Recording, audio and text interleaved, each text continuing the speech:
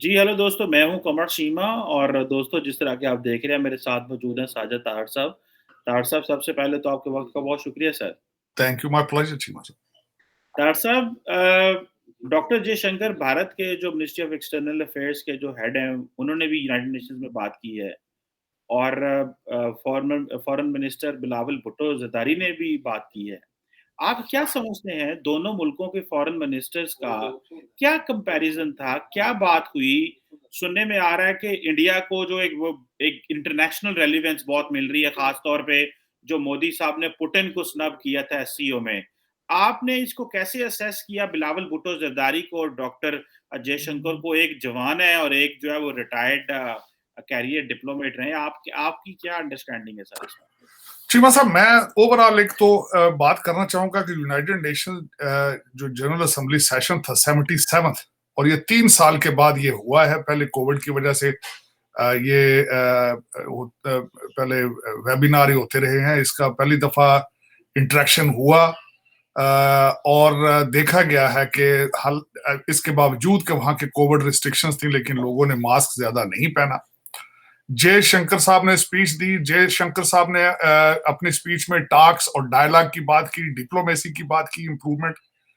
और उन्होंने भी यूक्रेन का और खासकर जो वो मोदी साहब की एससीओ की स्पीच थी उसी को आगे स्टैंड किया कि this is not the time for the Wars. The world is already suffering the food safety and the supply chain and many things. दूसरी तरफ जब मैं कंपेयर करता हूं उनको, जब फ्रांस 24 के साथ बिलावल भुट्टो साहब ने वहां पे इंटरव्यू दिया, और उसके बाद एक और एनजीओ को, एक जो दूसरा थिंक टैंक है, उनको इंटरव्यू दिया। फ्रांस 24 का उनका इंटरव्यू बड़ा अच्छा था, वेरी इंप्रेसिव। दूसरा जो इंटरव्यू उन्होंने दिया है, उसके हवाले से मैं दोनों इंटरव्यू उनके बारे में बात करूंगा। बिलावल भुट्टो साहब काफी मिच्योर, उन्होंने अपने आप को मनवाया है। उनका कद का ठीक था, लेकिन मुझे एक बात पे एतराज था। उन्होंने बिलखसूस एक चीज गिला दिया कि भारत ने हमारा फ्लड के दौर में इस हमारी जो इंसानी मुश्किल आई है उसमें भारत ने हमारी मदद नहीं की। एक तरफ तो आप एक्सपेक्ट करते हैं कि इंडिया शुड हैव हेल्प्ड अस, लेकिन दूसरी तरफ आपने फिर वही उनके इंटरनल चीजों को डिस्कस किया। हिंदुत्व आइडिया को उन्होंने काउंटर करने की कोशिश की। फिर उन्होंने अपने इंटरव्यू में बिलखसूस ये कहा कि India is not secular anymore. मैं समझता हूं कि कई चीजें अगर ठीक भी हों पॉलिटिकल करेक्टनेस की वजह से, लेकिन जब आप एक तरफ से एक्सपेक्ट कर रहे हैं कि फ्लड में हमारी मदद की जाए, और दूसरा फिर आप साथ ही ये कह उनके इंटरनल मैटर्स में आप उनके ऊपर तवज्जो दें। इसमें हमारे शहबाज शरीफ साहब ने स्पीच दी। उन्होंने अपनी स्पीच में एक वर्ल्ड लीडर, दुनिया के सारे मैटर्स को डिस्कस करने की कोशिश की। उन्होंने अपनी स्पीच में उन्होंने इजराइल को डिस्कस किया, उन्होंने भारत के बारे में डिस्कस किया, उनकी माइनॉरिटीज के जो हालात है उसको डिस्कस किया, और साथ उन्होंने एक ऑफर भी दे दी, एक ऑफर दी भी और नहीं भी। उन्होंने उसमें कहा है कि हम भारत के साथ डायलॉग करना चाहते हैं, ये कि यूनाइटेड नेशन चार्टर, उनके बाद उनका राइट ऑफ सेल्फ डिटर्मिनेशन जो वो डिस्कस कर दिया कश्मीर का। ये सारी चीजें थी। अब मैं थोड़ा सा ओवरऑल एक आपको बताना चाहता हूं कि इस वक्त यूनाइटेड नेशंस का एक ओवरऑल क्या एक मूड था पूरा सारा। यूनाइटेड नेशंस के 5 मेजर पॉइंट थे जो उन्होंने डिस्कस करने की कोशिश की। एक यूक्रेन की वॉर। दूसरा इन्फ्लेशन ऑफ फूड प्रोडक्ट्स। तीसरा था पोलराइजिंग। और चौथा था एनर्जी। और पांचवा था ग्लोबल वार्मिंग, दुनिया के मौसमियात, इनके हालात क्या थे। अगर देखा जाए तो इन 5 मेजर पॉइंट्स में से 3 जो है वो पाकिस्तान रिलेटेड हैं। फूड सेफ्टी, वो, और उसके बाद एनर्जी, और 3 मौसमियात, जिसकी वजह से इस वक्त फ्लड की तरफ इशारा किया गया। अब पाकिस्तान की करंट सिचुएशन अगर मैं आपको बताऊं, इस वक्त दुनिया तो थोड़ा बहुत आपको रिकॉग्नाइज करती है कि you are going through crisis, लेकिन मुझे 2 चीजों के साथ सख्त गिला है। आपको चीमा साहब मुझसे एग्री करना होगा कि आपकी रूलिंग एलीट ने फ्लड को इग्नोर कर रहे हैं मुसलसल, और आप दूसरा मुझे गिला होगा कि आपके मीडिया आउटलेट्स जो है, जो कि एक इंडस्ट्री बन चुके हैं, उन्होंने भी फ्लड को तवज्जो नहीं दी। बिल्कुल। और तीसरा मुझे जो गिला है इसमें कि हमारी एक पार्टी मुसलसल हर शहर के अंदर म्यूजिक कॉन्सर्ट कर रही है। आज भी उन्होंने रहीम यार खां में एक कॉन्सर्ट किया जो कि बिल्कुल फ्लड एरियाज के बिल्कुल पास है। एक ट्रेजेडी है कि आपके 3 करोड़ से ज्यादा लोग बेघर हैं, खुले आसमान के नीचे हैं। एंजेलिना जूली चली गई है, उसके बाद अर्तुगरुल गाजी की कास्ट चली गई है, लेकिन आपके किसी सिंगर ने, किसी सियासी लीडर ने, किसी डुअल नेशनल रूलिंग एलीट ने इसको बहादुर ही नहीं किया। हमारे एक्टर तार साहब कनाडा गए हुए हैं सारे। आपका मुझे तो खैर नहीं पता था, आपके तो स्पीकर साहब भी नियाग्रा फॉल पे बैठे रहे हैं आके सरकारी खर्चे पे। मुझे एतराज था कि शहबाज शरीफ साहब 3 दिन पहले क्यों आए हैं। मुझे एतराज था कि एससीओ के सेशन के दौरान आपके दोनों जो लीडर हैं, आपके शहबाज शरीफ साहब और आपके बिलावल भुट्टो साहब अलग अलग तैयारों में सफर करके गए हैं, आंट्राज साथ मौजूद था, और आप बिल्कुल you are not behaving that you are in the crisis. अगर मैं जाती तौर पर मुझसे पूछें, मैं शहबाज शरीफ साहब की जगह होता तो मैं टाई भी ना लगाता और अपनी शेव भी ना बनाता। लगता कि मैं एक सलाबजदा मुल्क कंट्री का, मैं एक उजड़े हुए मुल्क का वजीर आजम हूं। मैं इस तरह का हुलिया बना के जाता, लेकिन अफसोस कि मैंने उनके कपड़े देखे, उनके सूट पूटन से भी महंगे थे। डबल ब्रेस्ट पावर सूट पहन के फिर रहे थे वो, जिस तरह वो मेरा मकसद है कि यहाँ पे किसी सियासी जगह पर आए हैं, कद काठ बड़ा कर रहे हैं, लोगों से मिल रहे हैं, लोगों को जा रहे हैं। इनको क्वीन में भी हमारे हाई कमीशन को जाना चाहिए था, इंग्लैंड में वहां पे जाना जरूरी नहीं था, क्योंकि आप ऑलमोस्ट अ बैंकरप्ट कंट्री, और एक जिसका आधे से ज्यादा जो है उजड़ गई हर चीज सैलाब से, लेकिन you are not behaving like it, you are not behaving like, and world is watching you, world is watching you. एक आपको आटे के नमक के बराबर जो है वो आपको मदद दी गई है। एंजेलिना जूली ने कहा है कि this is the time for Pakistan to say do more, लेकिन किस तरह डू मोर, किस तरह, मुझे ये बताएं कि एक तो इस वक्त वेस्टर्न सिविलाइजेशन जिनके पास, जिनकी जेबें भारी हैं, जिनके पास पैसा मौजूद है, लेकिन वो उनके ऊपर अपने मुसीबतें आ चुकी हैं, यूक्रेन की और रशियन पाइपलाइन की।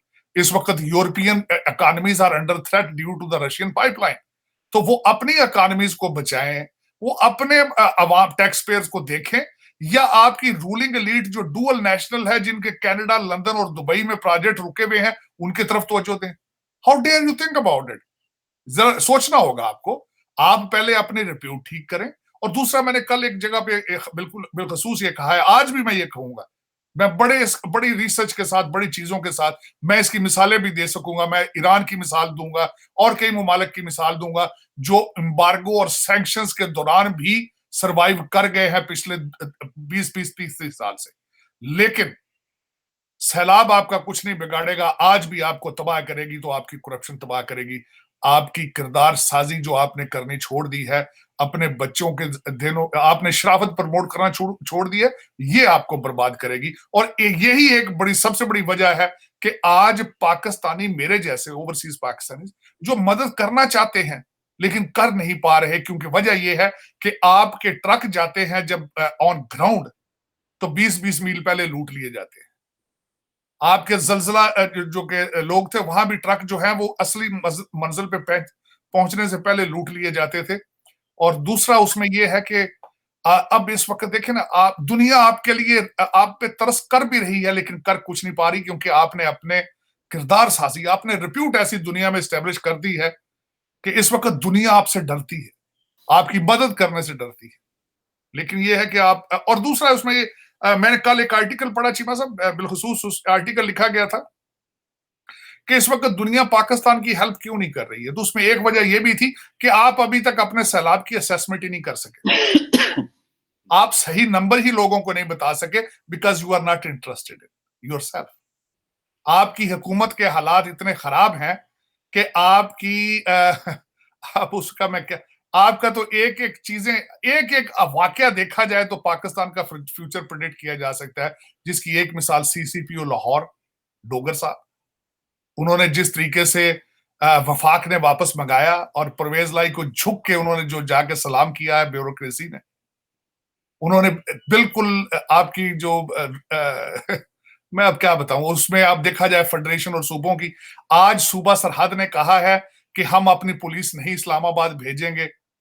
आज मेरा बार बार आपका जो 25 माइल रेडियस इस्लामाबाद है, और एक प्लान तय कर लिया गया है कि इस्लामाबाद के एंट्रेंस और एग्जिट किस तरह बंद करने हैं। चारों तरफ से, आजाद कश्मीर से, गिलगित बिल्तिस्तान से लोग आ रहे हैं, सूबा सरहद से आएंगे और पंजाब से आएंगे। और और आज जो आपकी अगर स्पीच सुनी जाए रहीम यार खां की, तो खान साहब ने एक दफा फिर एस्टेब्लिशमेंट को चार्ज किया है। उन्होंने नारे लगा लगा के कहा है कि उन्होंने आपको नामालूम नंबरों से काले आए तो उनको कहो आइन में ये है।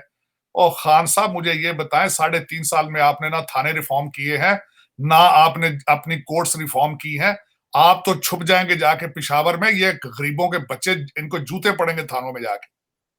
वो थानेदार जब पीछे पड़ते हैं ना, तो वो खान साहब आप तो छुप जाते हैं ना जाके अपनी, जहां आपके राजधानियां हैं, जहां आपकी हुकूमतें हैं, जिनको आप चार्ज करके गए हैं। वो अगर नामालूम कालों से अगर उनको कहेंगे ना, गालियां निकालेंगे, तो थानों में और जो कचहरियों में उनका हशर होगा, वो आपको नहीं पता। वो सफर करेंगे। मैं आपसे एक क्वेश्चन करना चाहता हूं, जो आपने बच्चे तैयार करके सऊदी अरेबिया में भेजे थे, जिन्होंने नारे लगाए थे, उनको 5-5 साल सजा हो गई है सऊदी अरेबिया में, आपने कभी पूछा उनके बारे में अब उनके बच्चों का क्या बनेगा, ये उनका क्या मुस्तकबिल है?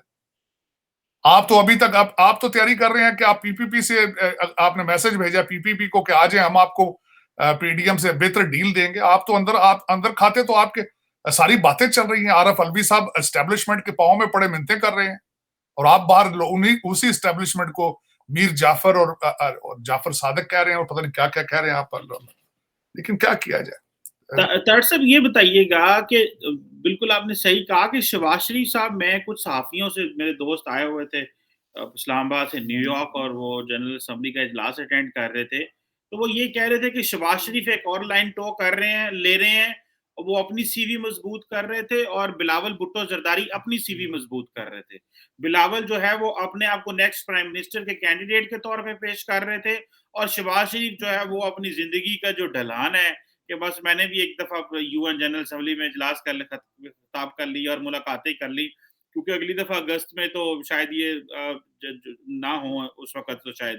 तो आप क्या समझते हैं, ये जो डिवाइडेड हाउस था, इसने भी नुकसान पहुंचाया, जहां के इंडिया से सिर्फ डॉक्टर जयशंकर अकेला आया और वो बात करके चला गया। यहाँ पे हिना रबानी खार, minister for state foreign affair, अलहदा आई थी, श्री रमान अलहदा आई हुई थी। मतलब इतना बड़ा फातमी साहब, ये जो अलग-अलग अप्रोच है, इसका आप क्या समझते हैं, कोई नुकसान हुआ होगा यहाँ के? आप समझते हैं डिप्लोमेसी मजबूत हुई है? नहीं, उसमें चीमा साहब नुकसान तब होता है जब आपकी कुछ आपकी फॉरेन पॉलिसी हो, आपकी कोई चीज हो तो आप लूज करेंगे ना। आपके पास तो कुछ मौजूद ही नहीं है। देखिए, फॉरेन पॉलिसी को डेंट तब पड़ता है, नुकसान तब होता है अगर कोई आपकी फॉरेन पॉलिसी हो तो। ये मैं आपको वैसे बताना चाहूंगा कि तारक फातमी साहब का जो पिछली दफा ट्रिप था, उसको आप, हालांकि वो एडवाइजर थे हैं प्राइम मिनिस्टर के, लेकिन आपकी फॉरेन मिनिस्ट्री ने उसको डिनाई किया था। उन्होंने कहा जाती दौरे पे गए हैं।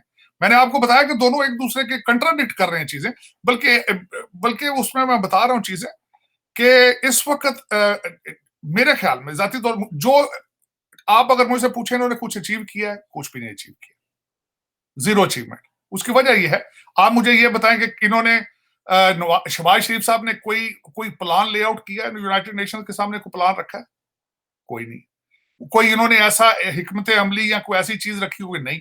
दूसरा, मुझे ये बताएं कि इस वक्त किसी मुल्क ने खुल के आपको कहा हो कि हम आपकी मदद करते हैं? बस वो जिस तरीके से खान साहब ने लोगों से प्लेज कराए हैं, इन्होंने भी प्लेज ही हुआ है, उससे आप देखेंगे कुछ जाता है कि नहीं जाता। लेकिन मिनिमल $160 मिलियन यूनाइटेड नेशन ने सोचा है, वो देने की बात नहीं कर रहे। 160 मिलियन की बात वो कर रहे हैं। बाइडन साहब ने भी आटे में नमक के बराबर बात की है उन्होंने अपनी स्पीच में, जो बाइडन ने। और बाकी इन्होंने अगर तस्वीरें खिंचा, मेरे ख्याल में सिर्फ दोनों ने यही किया है।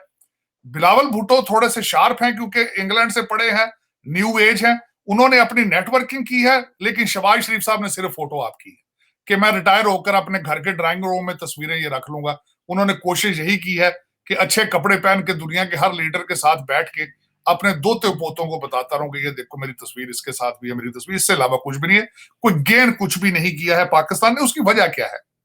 आप अगर मुझसे ये पूछें, हर जो मिला है शहबाज शरीफ को, आपका क्या ख्याल, उनको ब्रीफिंग नहीं दी गई कि ये this man is just the chief minister of 25 mile radius?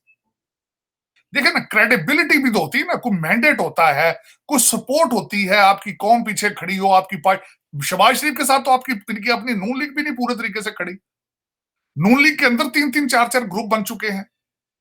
इनकी भतीजी एक और ग्रुप है उनका, इनका एक अलग ग्रुप है, इनके बड़े भाई का एक अलग ग्रुप है, इनकी तो अपनी ग्रुपिंग है अंदर से। तो उसमें ये मैं बताना चाहूंगा कि दर हकीकत अगर देखा जाए, if he's here as a prime minister of Pakistan, Pakistan did not gain anything.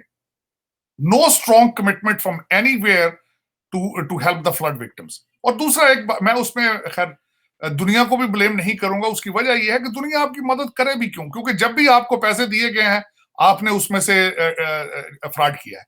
आपने कोविड के पैसों को नहीं छोड़ा तो आपके सलाब के पैसों को किस तरह छोड़ेंगे आप? तो उस वक्त इस वक्त और दूसरा दुनिया की जिम्मेदारी भी नहीं है। अब दुनिया के अंदर सफरिंग जो है वो पहले ही मैंने बताया, सप्लाई चेन अभी तक जो है वो दोबारा ठीक नहीं हुआ। चाइना सबसे बड़ी बात है, चाइना की अपनी इकॉनमी सफर कर रही है, चाइना के अंदर मसाइल हैं और जो सप्लाई चेन रिस्टोर नहीं हो रहा, उनकी अपनी इकॉनमी जो है वो पांव पे नहीं खड़ी हो रही चाइना की। आपने देखा होगा कि चाइना ने बिल्कुल आप इस सैलाब के अरसे में कोई खुल खुला के आपकी कोई मदद नहीं की, कोई बड़ा ऐलान नहीं किया उन्होंने, बल्कि मेरे ख्याल में इस वक्त अगर सबसे ज्यादा इमदाद अभी भी की होगी तो अमेरिका नहीं की होगी। रशिया ने भी सिर्फ उनका एक प्लेन आया है, लेकिन सबसे ज्यादा मेरे ख्याल आज अभी तक डॉलरों में, और जो जहाज भी मदद कर रहे हैं पाकिस्तान के अंदर आ रहे हैं वो अमेरिका नहीं जा रहे हैं। दूसरा जो मैं समझता हूं कि इस वक्त जो सबसे बड़ा मसला है, सैलाब के बाई प्रोडक्ट्स शुरू हो चुकी हैं। वहां पे डेंगू का बहुत बुरा हालात है वहां के। दूसरा जो वाटर बॉर्न डिजीजेस हैं वो शुरू हो चुकी हैं, लेकिन वो जो हमारे dual citizen ruling elite from Lahore to Islamabad, they don't care, they are not worried about it, they are not worried about it at all. बिल्कुल तार साहब, ये तो आपकी असेसमेंट सही है कि रूलिंग एलीट को इससे कोई परवाह नहीं, लेकिन तार साहब एक और जो ऑब्जर्व किया गया वो ये है कि जब बिलावल भुट्टो ज़रदारी यहाँ पे आए थे और शहबाज शरीफ, तो इमरान खान ने जो लॉबिस्ट वाशिंगटन में हायर किए हुए, वो बिलावल को और शहबाज शरीफ को टफ क्वेश्चंस करवा रहे थे, वो उनको टफ टाइम दे रहे थे। तो बहुत सारे लोगों का ये कहना है कि बेसिकली इमरान खान अपनी ही हुकूमत और अपनी ही सरकार को इंटरनेशनली बेइज्जत करने में, इंसल्ट करने में जो है वो काम कर रहे हैं। ये चीजें पॉलिटिक्स आप अपने घर में कर सकते हैं, जितनी मर्जी पाकिस्तान में पॉलिटिक्स करें, लेकिन पाकिस्तानी लीडरशिप को इंटरनेशनली डिस्क्रेडिट करना। और सुनने में आया जो वो $25,000 वाली जो बात है कि उन्होंने एक दे रहे हैं, वो सुना कोई बिजनेसमैन है अमेरिका से जो जिसने वो कंपनी वो जो लॉबिंग फर्म को पैसे दे रहा है। तो ये इस एक्शन को आप कैसे देखते हैं कि अपने वजीर खारजा को और वजीर आजम को इधर बेइज्जत करवाने के लिए सवाल करवाते हैं इस तरह के, और पाकिस्तान के जो इमेज है वो खराब कराने के लिए बातें कर रहे हैं। ये इस तरह पाकिस्तान के खिलाफ ये चीजें करना, आप क्या समझते हैं, ये कोई सूट करता है इमरान खान को, या पाकिस्तान के इंटरेस्ट को सर्व किया उन्होंने, या कि सियासत सिर्फ पाकिस्तान में उनको रखनी चाहिए? ये सारी चीजें अगर कही जाएं तो ये सियासी अखलाकियात से रिलेटेड चीजें हैं, या आपके कोई करैक्टर हो।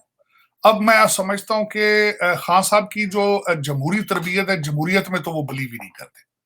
देखें, उनका डबल स्टैंडर्ड ये है कि इस्लामाबाद की असेंबली जो है, कौम नेशनल असेंबली, उसके ऊपर वो हमलावर हैं, लेकिन सूबा सरहद के अंदर असेंबली में बैठे हैं, पंजाब की असेंबली में बैठे हैं। दूसरी असेंबलियां सारी उनको पसंद है जहां वो इलेक्शन जीत जाए। और दूसरा, जिस तरीके से पाकिस्तान में उन्होंने हर अदारे को टारगेट किया है, अगर कोई केस लगा हो तो अदालत के साथ उनका रवैया कुछ और होता है, अगर उनके खिलाफ फैसला हो जाए तो अदालत के पीछे पड़ जाते हैं। एस्टेब्लिशमेंट के तो मैं समझता हूं कि इतना डैमेज आज तक पाकिस्तान आर्मी ने किसी कॉन्फ्लिक्ट या जंग में भी नहीं इतना डैमेज हुआ होगा पाकिस्तान आर्मी को जितना खान साहब ने किया।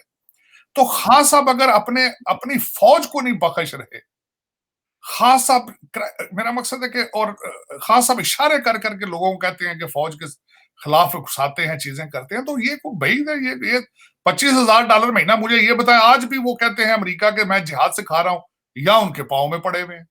$25,000 महीना उनके पाँव में पड़ने वाली बात है ना, कि उनके साथ रिलेशनशिप। और मैं समझता हूँ $25,000 काम कर रहा है उनका। 25,000 मैं समझता हूँ बड़ी अच्छी है, बड़ी सस्ती डील इनको मिल गई है। मैं हैरान हूं इस बात पे। काश ऐसी डील जब ये 4 साल पाकिस्तान को रूल कर रहे थे तो पाकिस्तान के लिए हायर करते। ये बड़ी अच्छी डील है। United nation general secretary United Nations जो है वो भी परेशान हो गया खान साहब के ऊपर दहशतगर्दी के केस पे। और उसके बाद देखें जी वो इजराइल के अंदर पूरे प्रोग्राम हुए इनके ऊपर। मैं हैरान हूं, और सारी मैकेनिज्म ही सारा हिल गया, दुनिया सारी दुनिया हिल के रह गई। वो $25,000 महीने पे बड़ी सस्ती डील है मैं समझता हूँ। बल्कि मैंने उनका नंबर शंबर नोट किए कभी, मुझे कभी जरूरत पड़ गई कोई इस तरह की करने की, तो मैं समझता हूँ it's not expensive at all. और आउटलुक देखे ना उनकी, और उसके बाद देखे राबन राफेल से मुलाकात हो गई, उसके बाद अमेरिकन एम्बेसडर मिल रहा है, CIA भी सीधी हो गई है, यूनाइटेड नेशन भी $25,000 महीने में सीधी हो गई है। मैं लेकिन तार साहब एक बात मैं यहाँ पे साथ में क्वेश्चन ऐड करता जाऊं कि सुनने में आया है कि इमरान खान के जो लोग हैं वो वॉशिंगटन आए हैं, उन्होंने यहाँ पे थिंक टैंक्स को मिलने की कोशिश की है। हमारे दोस्त हैं कामरान यूसुफ, उन्होंने एक्सप्रेस ट्रिब्यून में इसको रिपोर्ट किया है और वो लोग उसको नहीं मिले। तो आप क्या समझते हैं इस वक्त, क्या वॉशिंगटन में तजब्जब है इमरान खान से डील करना, या कि आप समझते हैं कि जो है बात बन जाएगी थोड़े अरसे बाद? नहीं चिमा, दो चीजें जो सबसे, मैं हमेशा एक बात बताऊंगा कि मैंने चीमा साहब वॉशिंगटन DC में बैठा हूं और मैं वॉशिंगटन DC को देखता हूं कि how the Washington DC is going to operate in the future और ऑपरेटिंग राइट नाउ। उसमें सबसे बड़ी स्ट्रॉन्ग हर्डल पाकिस्तान के लिए दो चीजें हैं। एक वहां approval from Israeli lobby and the second approval going through the Indian lobby, Bharat की लॉबी से, जिनकी आप बात कर रहे हैं लोअर लेवल पे मुलाकातों की बात कर रहे हैं। लेकिन पाकिस्तान के लिए, इमरान खान के लिए, अगर ऊपर से कोई बड़े लेवल पर पॉलिसी चेंज आएगी तो ये दो हर्डल्स जो है वो पहले क्रॉस करेंगे तो तब होगा। ये सिर्फ ये जो कॉस्मेटिक, ये जो आप बातें $25,000 महीना डिलीवर हो रहा है, कॉस्मेटिक वर्क है सारा ये। आप मुझे ये बताएं कि वो जो मिस्टर लू है जिनके खिलाफ ये पड़े हैं, वो भारत के दौरे पे थे आज से महीना पहले। और दूसरा 130 अपॉइंटमेंट्स हैं पॉलिसी रिलेटेड भारतीय निजात लोगों की। वो आपका क्या ख्याल है कि वो मेरा मतलब पकौड़े खा रहे हैं, वो फारग बैठे हैं, वो मेरा उनको कोई कंसर्न नहीं है, उनको किस तरह ये क्रॉस करके आगे जाएंगे ये इनको पता नहीं है। खान साहब दर हकीकत, आई विश कि खान साहब के पास मेच्योरिटी होती, पॉलिटिकल मेच्योरिटी होती, असेंबली में बैठते, 5 साल असेंबलियां पूरी होती, वहां बैठ के दोबारा वोट ऑफ नो कॉन्फिडेंस लेते। मुझे ये बताएं, भारत में वोट ऑफ नो कॉन्फिडेंस होता है तो वो आग लगा देते हैं मुल्क को। आपका जो ब्रिटिश प्राइम मिनिस्टर है उसने कहा है कि मुल्क में 3 टुकड़े कर दूंगा। लेकिन खान साहब के पास पॉलिटिकल मेच्योरिटी नहीं है ना। खान साहब ने पाकिस्तान को और पाकिस्तान की रिप्यूट को, और बिलखसूस अब सलाब जदगान की जो बददुआएं ले रहे हैं, मेरे ख्याल में ये अच्छी बात नहीं है। इस वक्त चाहिए था खान साहब जितना ये सारा एक्सपेंस कर रहे हैं करोड़ों का, ये म्यूजिक कॉन्सर्ट्स पे लोगों को, आज फिर वही 70 साल के बाबा जी ने वो आपने वही उन्होंने बार बार कहा है, डीजल मौलाना फजलुर रहमान महंगा हो गया है, चेरी ब्लासम है, और ये लोग फिर आगे से हंसते हैं, खान साहब भी हंसते हैं। ये सियासी तरबियत की जा रही है जिहाद की, देखें ये कहते हैं मैं जिहाद की ट्रेनिंग आपकी कर रहा हूँ, और उनको लोगों को नेम कॉलिंग और इस तरह इस नॉट मैच्योर। आप पॉलिसी रिलेटेड बातें होनी चाहिए, पर्सनल अटैक्स जो है वो नहीं होना चाहिए। आज मरियम नवाज की फिर वही घिसी पिटी वही वीडियो जो है 10-10 साल पुरानी वही चला रहे हैं, रिपीट कर रहे हैं उन्हीं को, और लोग हैं सामने पे। और मैं नीचे जब देखता हूँ जलसा आज में, मैं देखता हूँ लोग एंटरटेनिंग के लिए आते हैं, कोई वो सीरियस, उनके हाथों में ना स्लोगन होते हैं, लोग बिल्कुल मेकअप करके, औरतें खवातीन बैठी होती है नीचे, जिस तरह वो किसी कॉन्सर्ट में कार्निवल में आई हैं, जिस तरह वहां पे स्टॉल लगते हैं, वहां पे म्यूजिक होता है, डीजे बट दनादन तमादम मस्त कलंदर कराता है ऊपर। पहले पहले तो सिर्फ होता था म्यूजिक की हद तक, अब तो टोटे चलाते हैं ना मेरा, आप तो पीछे काट काट के टोटे भी चलाते हैं, पिछले सियासी जो है टोटे वो लगाते हैं। वो आपको पता होगा पहले सियासी टोटे भी होते थे जिनमें आवाज वो डब करके लगाते थे, बिल्कुल खास न्यूज पे चलते थे, जियो न्यूज पे। बिल्कुल। अब तो खान साहब is an entertainer, originally he is not a political leader, he doesn't know politics. मैं तो जिस तरह आपको मैकियावेली के निकलो मैकियावेली के पैरोकार हैं ये, मौलाना मैकियावेली न्याजी।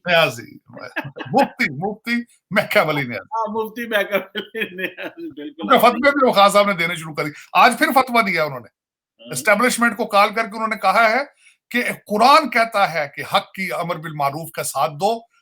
आज उन्होंने भी चैलेंज कर देता ना कि you are not, you are against your own religion. ये भी फतवा आज फिर छोड़ा उन्होंने रहीम यार खान में। मैं समझता हूँ कि, और मुझे अफसोस है, मुझे किसी से कोई गिला नहीं, मुझे अपनी एस्टेब्लिशमेंट के साथ गिला है कि इस सख्त मौके में और अपनी आंखों के सामने मुल्क की तबाही देख रहे हैं वो, और मुझे इस बात का दो, क्योंकि ये उनकी प्रोडक्ट है, ये उनकी प्रोडक्ट है।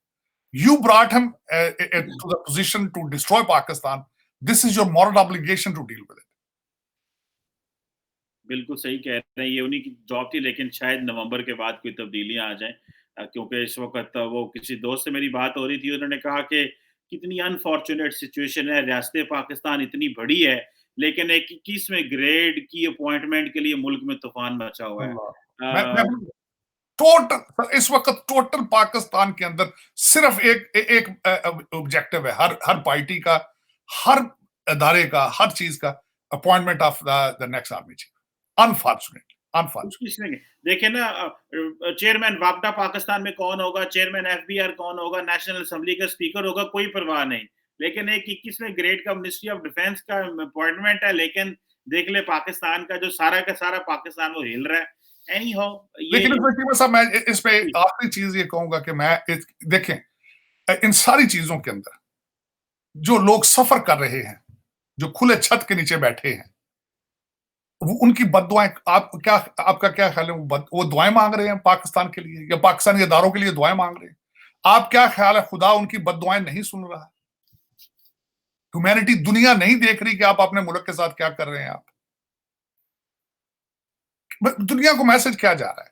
उन 3.5 करोड़ लोगों के जो बच्चे खुले छत के नीचे हैं। और एक और सबसे बड़ी बात बताऊंगा आपको, जब इस सैलाब की वजह से आपके कंट्री का लॉ एंड ऑर्डर भी खराब होगा। भूख पड़ती है तो लॉ एंड ऑर्डर खराब होता है, डाके पड़ते हैं, चोर पड़ते हैं आप, और आप उनके लिए तैयार नहीं है, और आपकी तवज्जो भी नहीं उस साइड पे। बिल्कुल सही कह रहे हैं तार साहब। थैंक यू वेरी मच तार साहब for your analysis and observation. बहुत शुक्रिया सर।